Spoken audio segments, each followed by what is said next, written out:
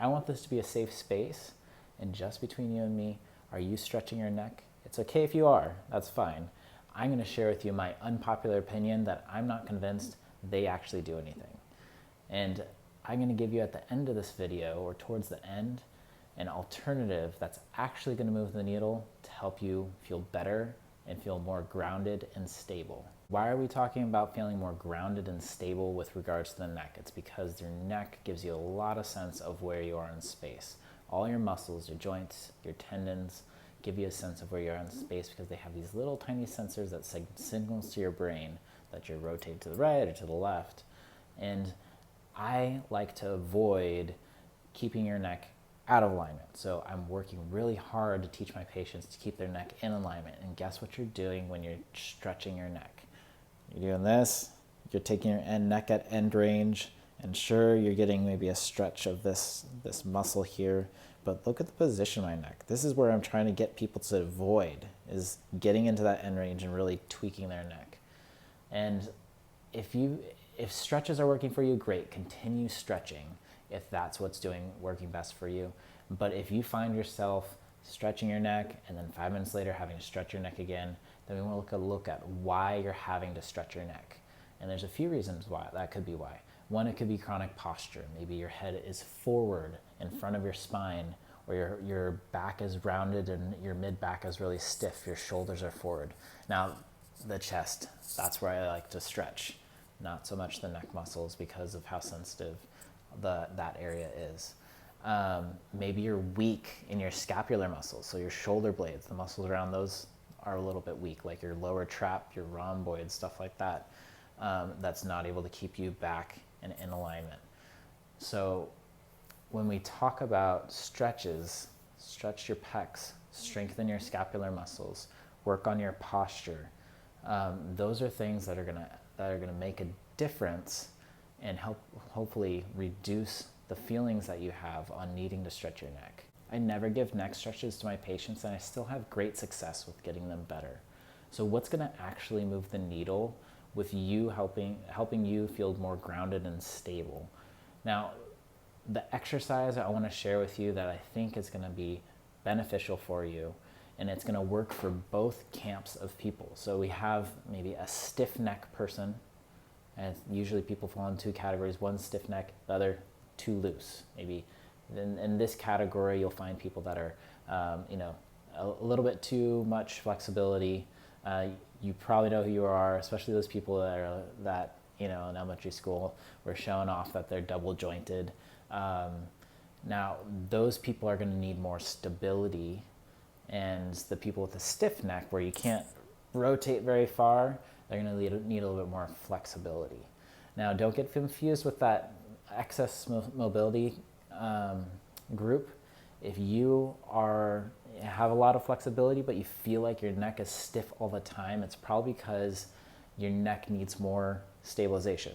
So your neck's probably overutilizing the wrong muscles to try and keep your neck stable, and that's why you're feeling tightness in the neck all the time. That's probably why you're feeling like you need to stretch or have a massage all the time, is because you're using the wrong muscles and you're not using the correct muscles to stabilize your neck.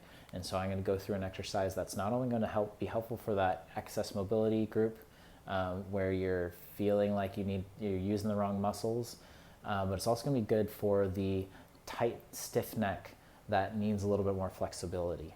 So I call this exercise chin tucks, or we as general. It's not me who came up with it.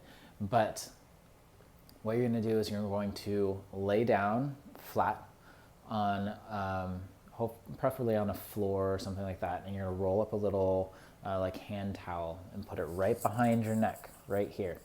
Now, what I want you to do is you're going to feel, you can feel kind of behind your ear that there's this bony prominence. That's your mastoid process. And your sternocleidomastoid, or your SCM, is a muscle that runs from there all the way down to your clavicle and your sternum.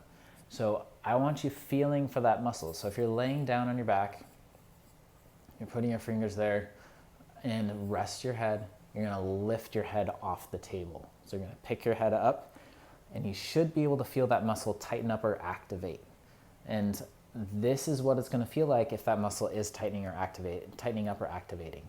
Now I want to be clear that this muscle should not be active during this chin tuck exercise. All you're going to do is when you're laying down on your back, you're going to keep your head supported on the towel. That's important. Make sure you're not lifting your head, because we just experienced what happens when you lift your head is this muscle turns on. And we're trying to prevent that muscle from turning on.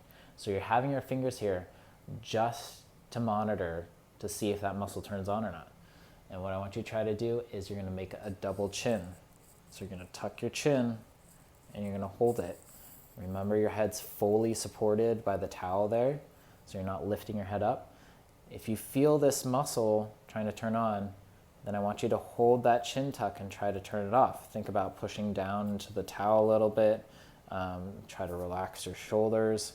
But this is going to be an exercise that you need to practice trying to turn that muscle off. And there's 3 goals of this exercise. Is 1, not to use this SCM that often gets overused. 2, strengthen those deep neck flexors you're going to feel a little bit of tension underneath the chin. That's where you should feel tension. And 3, you're going to get a little bit of an active stretch of those suboccipital muscles in the back of the neck that often get really tight when you kind of have that chronic posture, forward head. So that's the exercise that I prefer that you do instead of stretching. And you got me. Okay, it is a little bit of stretch in the back of the neck, but you're putting your head in better alignment, and it's more of an active stretch. So it's not so much of a passive stretch in such an end range motion. I wanted to give you a demonstration of how to do this exercise. You're going to roll up a towel and lay on it so your neck is supported by it. And the next thing you're going to do is you're going to feel for that SCM. And you lift your head off the table to see what it feels like when it's activated. And then you're going to tuck your chin, make a double chin. Try to keep that SCM relaxed the whole time. So that's what those fingers are there monitoring. And you can do a few repetitions, hold them for 10 seconds each. I like to hold this exercise for 10 seconds and do 10 repetitions at a time. And again, what I want you to be doing is keeping that SCM relaxed. You may feel some tension underneath your chin, which is good, and hopefully a bit of a stretch in the back of the neck, kind of the upper neck there. Now, if you're getting headaches with this, or it's exacerbating your symptoms, it's exacerbating your dizziness, then maybe start with only just 50% of what you can do. So if you tuck your chin all the way and that's 100% of what you're able to do, maybe start with 50% or even less, 25%. Start somewhere, just move a little bit, and then eventually you can move your head further as it gets more tolerable. But I hope this exercise was helpful for you in this video. If you'd like more helpful content from me, then hit that subscribe button, and thanks for watching.